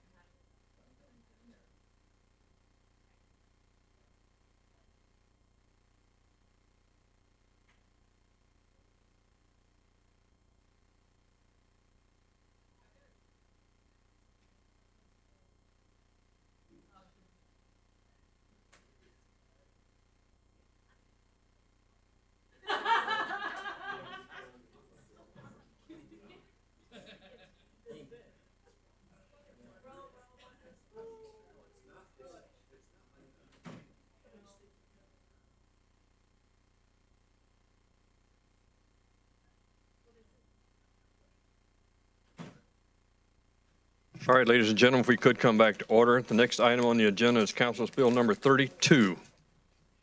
If I have a council member who'd like to make this one, it'd be wonderful. Ms. Byrd. Yes, Mr. Mayor, I move to pass Councilor's Bill number 32 on first reading, appropriating fiscal year 2016 carryover funds into fiscal year 2017 budgets of the General Capital Improvement Fund, Fleet Maintenance Fund, Sales and Use Tax Fund, Utility Fund, General Capital Outlay Replacement Fund, and Golf Course Funds. Second. I have a motion and a second. Is there any discussion by council on Councilor's Bill number 32? All right, seeing none, this is a roll call vote. Baker. No. Byrd. Yes. DeCambra. Yes. Garcia. Yes. Pinter. Yes. Seitz. Yes. Atchison. Yes. Motion carries on a 6-1 vote. Next item on the agenda will be Councilor's Bill number 33. As soon as I get this back to where I can see you. Ms. Byrd, I think you're still up. I move to pass Councilor's Bill number 33 on first reading, creating the City of Westminster, Westminster Station General Improvement District. Do I have a second? Second. Ms. DeCamera, thank you. Any discussion on this one? Mr. Frankel, if you would, please. Yes, Mr. Mayor. Per the questions earlier this evening in the pre-meeting, I have obtained a copy of the Alta Land Title Survey for the parcels of land that are the subject of the petition before council this evening. Tonight, the council is being asked to form a general improvement district to fund parking infrastructure and services for the Westminster Station area. This parking district was contemplated by the city's station area plan, which contemplates that properties which redevelop and lack property sufficient to park on site for their commercial uses would petition into a parking district. This parking district is being sponsored by the owner of the 4.1 acres of land that is at the northwest corner of Westminster Station Drive and Federal Boulevard. So the diagram before you depicts that land. And if you have any questions, I'm happy to answer them. Mr. Garcia? Sure, I do have some questions, and I don't know if it's for you, Mr. Frankel, or for our economic development staff that's here. In the memorandum, it states that the plan expresses in parking standard SPS 47 that all new developments will be required to join the GID, but that exceptions may be allowed. So it sounds to me like everybody's going to be required to join it, and they're going to have to opt out of it if they meet certain criteria. Can we talk about what the process is going to be for opting out of this? Because I thought that we were presented last week that people were going to opt into it, but it sounds to me like you're going to mandatorily be in it, and you're going to have to opt out of being in it. And how's that process going to go? Okay, if I could provide just the general procedural outline for you from a legal perspective. The boundaries of this district, if created, would encompass the 4.1 acres owned by the petitioner. The only way that the district grows in the future is when other property owners petition their property to be included into the district. Now, as to the triggering events which might lead to a property owner petitioning into this district, I definitely appreciate the support of Mr. Plass and Ms. Grafton. Well, I believe the requirement that you're referring to, the case-by-case basis is if they're able to park their parking requirements on site and choose to. So the district actually provides an option to allow the developer to maximize their developable footprint by utilizing some of the existing 380 on-street spaces as well as the parking structure as part of that to offset some of the, well, that's the supply, and to offset some of their demand in commercial parking. Thank you. I'll move on to another question. In the memorandum, it states, it's important to note that the cash in lieu option does not secure an actual dedicated physical space, but rather generates revenue that goes towards a parking program and these fees have yet to be fully evaluated and will be brought back to council at a later date. You just expound upon that a bit about, just expound upon that statement, when you anticipate this coming back. Talk a little bit about why, just that entire process. So the GID that's proposed in front of you right now is for the mill levy assessment. When developers want to, instead of parking all their commercial demand, park a portion on site and then a portion of it be cash in lieu to enter the district, that has to be a different mechanism. And we would be coming back to council to amend the Westminster Municipal Code to allow us to obtain that revenue or collect that revenue. Is there anything you want to? Sure. There are recommendations in the Fox Tuttle Hernandez study that help to structure how those fees would be tiered throughout the district. But because the process for establishing fee schedules is through the municipal code process, that's how we would handle that. Thank you. And let me move to the actual councilor's bill we're being asked to approve. The bullet point C states the petition contains a request for a waiver of all the requirements for notice, publication, and hearing set forth in the Colorado Revised Statutes. Can you tell me why they're seeking that waiver of the notice requirements? Where the petitioner owns 100% of the property at issue, they're eligible to make that request. So in terms of the boundaries of this district, only encompassing the petitioner's 4.1 acres, that is the reason for that request. If a larger district were proposed, one perhaps that covered a whole neighborhood, then there would be separate procedures which would be required to notify all the adjacent landowners of the request and to provide a different procedure where eventually there would be an election for the creation of a larger district than is proposed tonight. Tonight's district is really just proposed for this one parcel, and expansion of this district would only be triggered by redevelopment of land that doesn't have sufficient space to provide all of its own commercial parking. I appreciate that. And then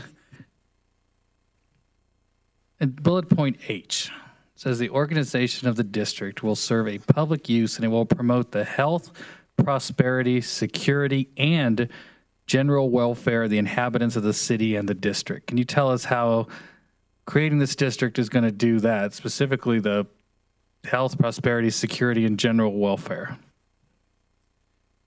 Sure. The goal of this district really is to support parking infrastructure and services that would allow for the redevelopment of this area in a way that parking on site in every single parcel wouldn't allow. So the goal here is to encourage a more dense development, I think, it's fair to say, on properties that are potentially small in size and wouldn't necessarily have room for parking lots on their sites, or for properties that would have to create their own either underground parking or structured parking at great expense.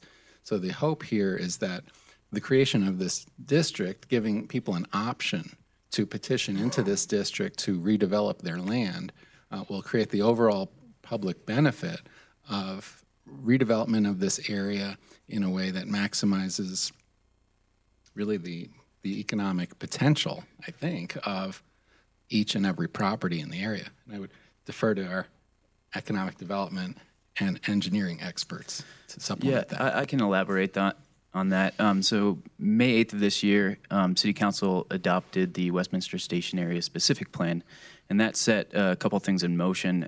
It set the parking requirement for anyone looking to redevelop in the TOD site. It also established the vision for what City Council wanted for this area, and that was to transform it into an urban built form. And that urban built form, consistent with areas such as downtown Denver, and includes pooled community parking.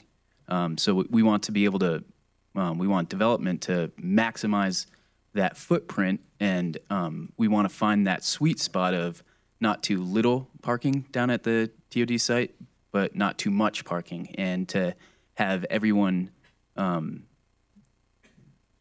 meet their parking requirements on site could potentially cause parking lots to be half full, things of that nature. So what this the plan that Jenny was discussing, the 2014 parking plan, suggests is that we utilize that 380 on-street spaces that are existing. We utilize the 626 parking structure spaces that are existing to meet that immediate commercial demand, to where that we can get the development that the specific area plan envisions.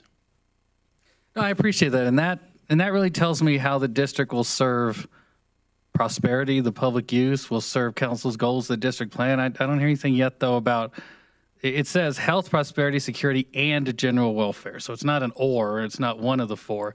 It's that it's doing all four of those things for the inhabitants of the city and the district. So if you could expound a little bit more on that.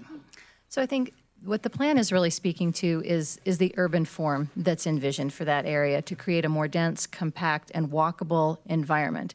And you achieve that by consolidating that parking into a much more efficient form, allowing for a more pedestrian-oriented environment, which is associated then with a number of public health and welfare benefits. And then finally, this is just a procedural question. If you go down to what's after the, and maybe it's in here and I'm just missing it, but on the, it appears to be like the affidavit where it has the voting and that. Number 7 says notices of the meetings of August 14th, 2017 and August 28th, 2017, and the forms attached here too as Exhibit A were duly given to council members. And then if you go down, there's actually nothing in Exhibit A. It's so, can you talk about that? And I just noticed that right now. I would have brought this up earlier. Those are going to be published after this meeting. The affidavits of publication will be provided as soon as they are actually published. Thank you.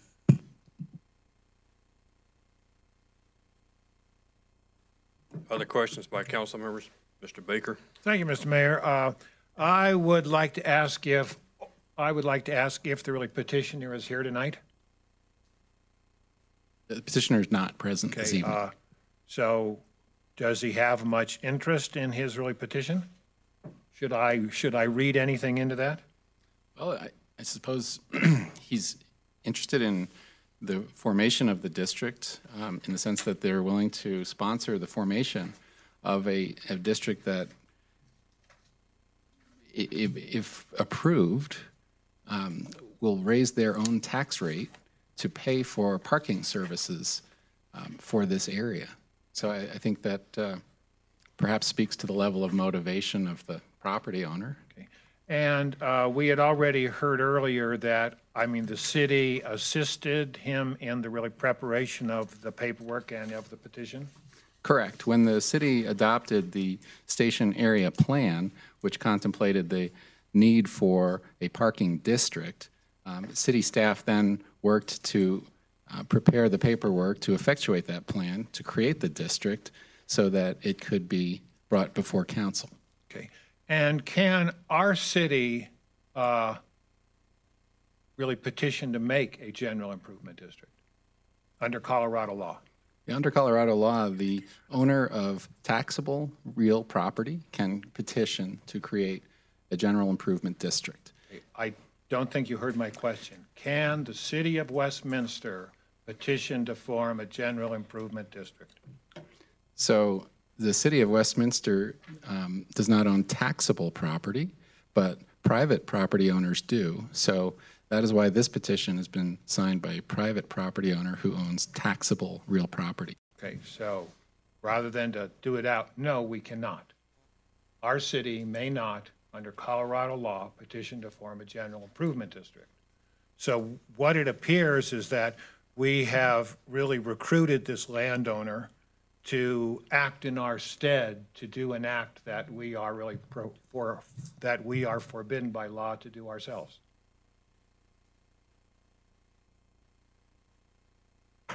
So the property owner is eligible to petition for the creation of a GID, in the way that a owner of tax exempt or non-taxable property is not. So that is correct. The City of Westminster, as the owner of tax exempt property, is not eligible to create the district on its own. Thank you. As I said earlier in our meeting, I have a very large problem with this because even though everything we are doing is completely legal, and I got to emphasize that too, because some of my comments have been, I guess, misunderstood in the past. Everything we're doing is legal under the letter of the law.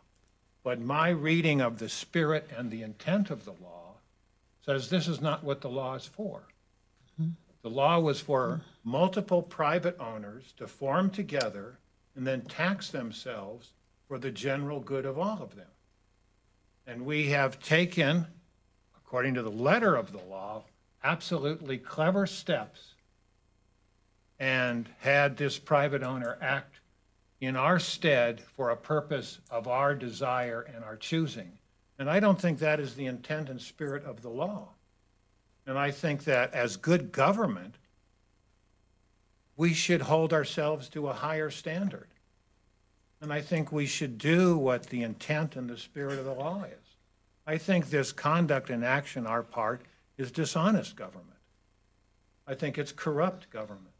And I will be voting against this. Thank you. Ms. Pinter? Yeah, I just, hearing Councilor Baker's comments before, I just wanted to take a moment and say that I disagree. And this is a wonderful use of the general improvement district. The reason this is structured the way that it is the landowner has the opportunity to vote. The landowner has the opportunity to have their voice heard. And then with their vote, they're making a conscious decision to whether or not to have these taxes on themselves. And if future landowners would want to join the general improvement district, and we suspect that they will, they would then too have the opportunity to join the form district and take part in the pooling of resources, of parking, and of taxing themselves for the mutual aid of all those involved. This is just the first, and I look forward to the vote, and I am sure that whoever is making that decision for this property owner will think about it carefully and thoughtfully when they cast their ballot. Ms. Seitz? Thank you, Mr. Mayor. So I'd also like to ask a few questions. First off, does Colorado law allow one owner to petition for a GID? Yes, the owner of a parcel can petition to create a GID. The GID would only cover their parcel, though. So if your question is meaning to ask, can a single property owner impose a district on a larger area than they own, that would be no. So that was not my question. My question was one owner can choose to petition to start a GID that will impact their property. Correct. Okay.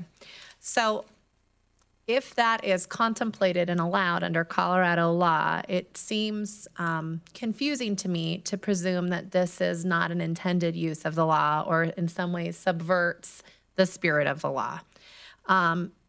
Additionally, when the owner purchased this property, was the specific plan for the Westminster area station already in force? Yes. So this owner purchased a property with the density requirements already existing, understanding that if they chose to redevelop, that we would be asking for a higher density project that might have a parking implication for them. Is that correct? That's correct. Furthermore, the GID that would allow a parking district was contemplated in our specific plan. Am I correct in that? Yes, that's correct. Okay.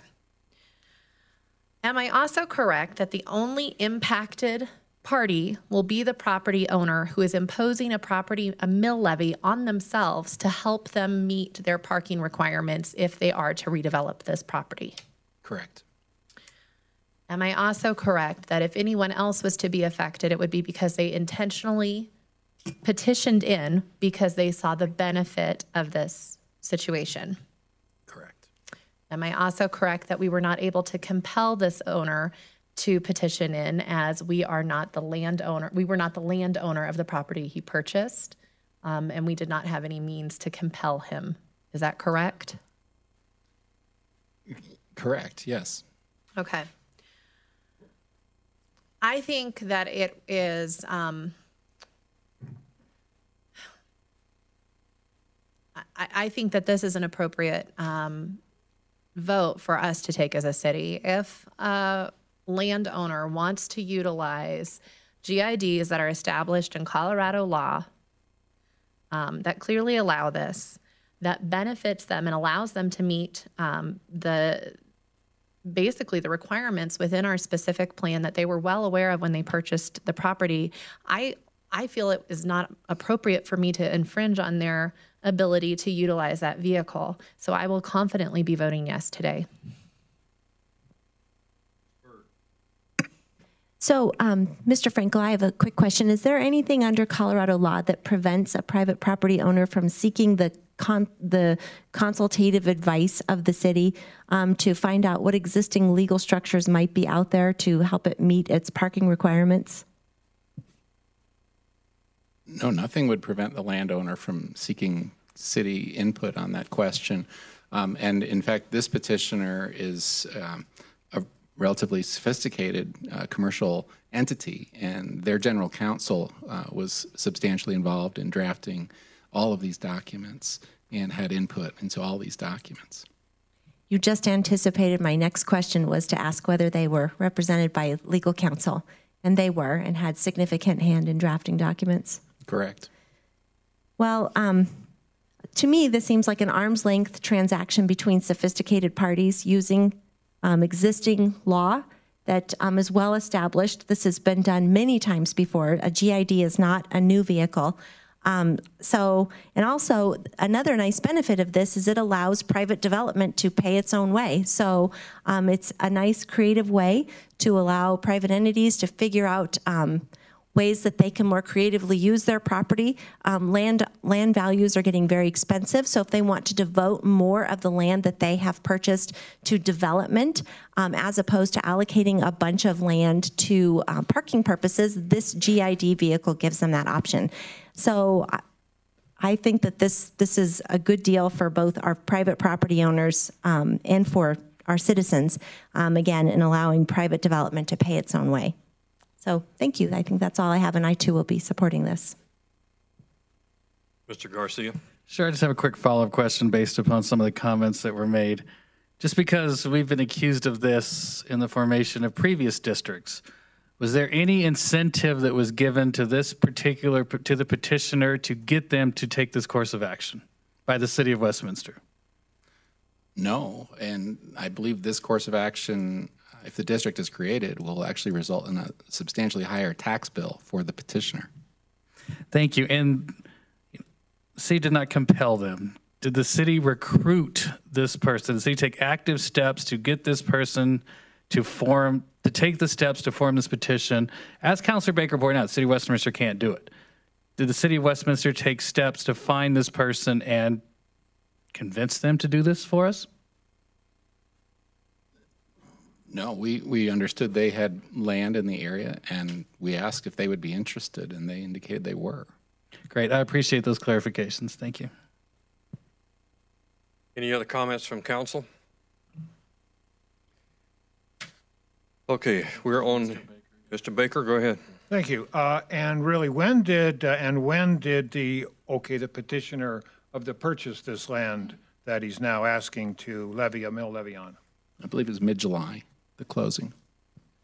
Yes, the closing was July 14th. But as a point of clarification that may be helpful, the petitioner actually came to the city and went through an extensive design charrette with city staff in February, evaluating the site plan and looking for options. I think the concern about whether or not the site could be fully parked at that time came up. So it's been contemplated by the landowner. As the land was under contract, then they closed on the property July 14th, and we began the process. We could not have started sooner until they had control of the land. Okay. And does this, of the landowner, have any other business dealings with our city, and has he been given any kind of like incentive to do other development in the city of Westminster?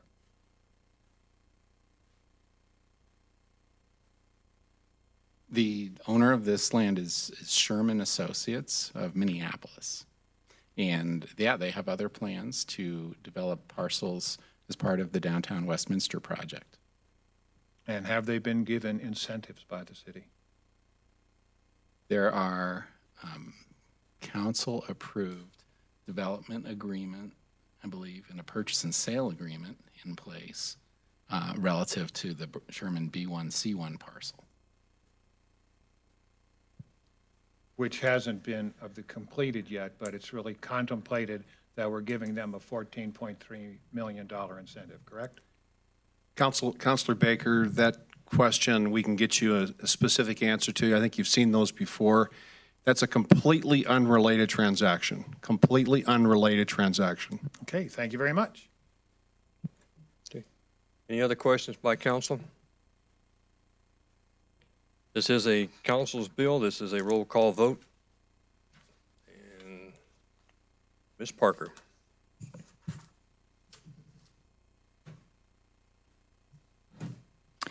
Byrd. Yes. DeCambra. Yes. Garcia. Yes. Pinter. Yes. Seitz. Yes.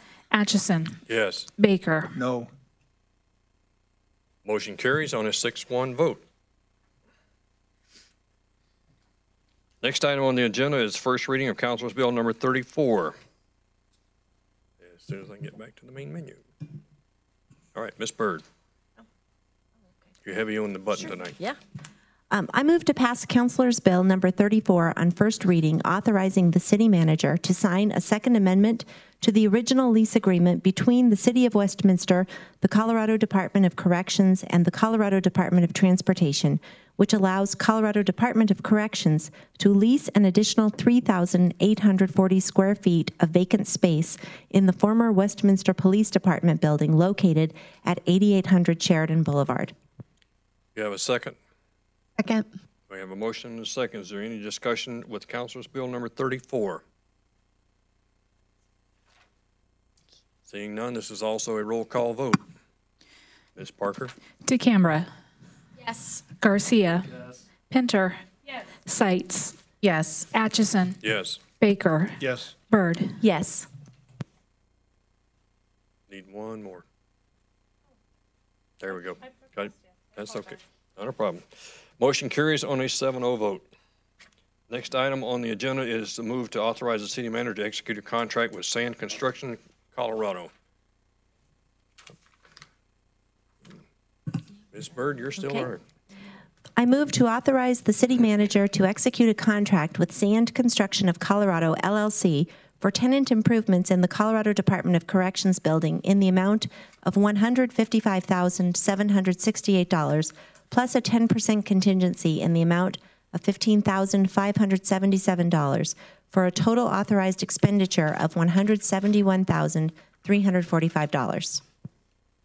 Is there a second to the motion? Second. I have a motion and a second. Is there any discussion by council on this item? Seeing none, this is merely a vote with your lights.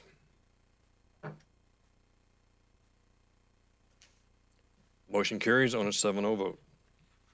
Next item on the agenda is Councilor's Bill number 35 on a vacation of the alley right-of-way within Block A2 of the downtown Westminster project. And right there. And Mr. Canberra.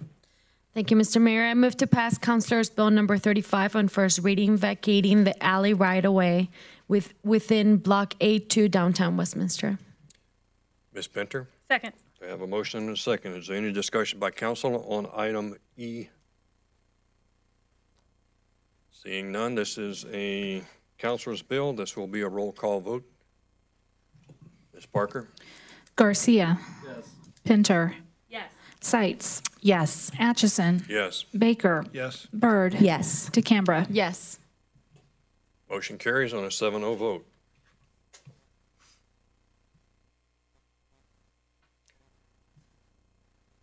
Next item on the agenda is adoption of Resolution 19, merging the police pension plan and the city's general employee pension plan.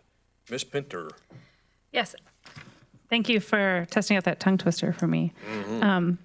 I move to adopt resolution number 19, merging the police pension plan with the city's general employee pension plan, authorizing the transfer of certain assets to the FPPA and authorizing irrevocable coverage under the FPPA defined benefit system in lieu of maintaining coverage under the city's police pension plan. Second. I have a motion and a second. Is there any discussion on resolution 19? Ms. Pinter? Did you have a comment? None? Okay. This is also will be a roll call vote. Ms. Parker, when you're ready. Pinter. Yes. Sights. Yes. Atchison. Yes. Baker. Yes. Byrd. Yes. DeCambra. Yes. Garcia. Yes. And the motion carries on a 7-0 vote. Next item up will be item F of number 10. This is moved to authorize filing a certificate of compliance. Ms. Seitz? Oh, actually, I'm sorry. All right, Ms. Pinter. Move to authorize a filing of certificate of compliance in support of irrevocable coverage under the FPPA defined benefit system administered by the Fire and Police Pension Association for the City of Westminster Police Department. Do I have the same second? Second. Okay, we have a motion and a second. This is a open discussion. Any comments or questions from council? Seeing none, this is a vote with your buttons, please. And the motion carries on a 7-0 vote. Last item on the agenda, it will be item G. This is a move to adopt resolution number 20. And Ms. Seitz. Thank you, Mr. Mayor. I move to adopt resolution number 20 for the City of Westminster to join the Compact of Colorado Communities as a founding member. Second. I have a motion and a second. Is there any discussion on item G? Ms. Seitz, or, nope, okay. No discussion? This is a resolution, so it is a roll call vote. Ms. Parker? Sights. Yes. Atchison. Yes. Baker. No. Byrd. Yes. DeCambra. Yes. Garcia. Yes. Pinter. Yes. Motion carries on a 6-1 vote. Ladies and gentlemen, you have reached the end of the agenda for the Westminster City Council meeting for August the 14th. We will adjourn as the Westminster City Council, and we will, at this point, rejoin ourselves as the Board of Directors of the Westminster Economic Development Authority special meeting for Monday, August the 14th. The roll call has already been taken previously, and all members are present. First item on the agenda will be the consideration of the minutes of the preceding meeting of July the 10th. Board Member DeCambra. Thank you, Mr. Mayor. I move to accept the minutes of the meeting of July 10th, 2017 as presented. Mr. Baker. Second. Motion is made and second. All those in favor, please signify by aye. Aye. Being no objections, minutes are approved. First item on the agenda for tonight is the reimbursement of expenses related to the North Huron Urban Renewal Area.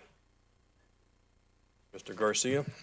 Mr. Chairman, I move to authorize reimbursement of expenses incurred by the City of Westminster for maintenance and repair of the drainage way and medians in and adjacent to the North Huron Urban Renewal Area. Do I have a second to the motion? Second. We have a motion and a second. Is there any discussion from any member of the authority? Seeing none, this is a pretty easy. Just vote with your lights.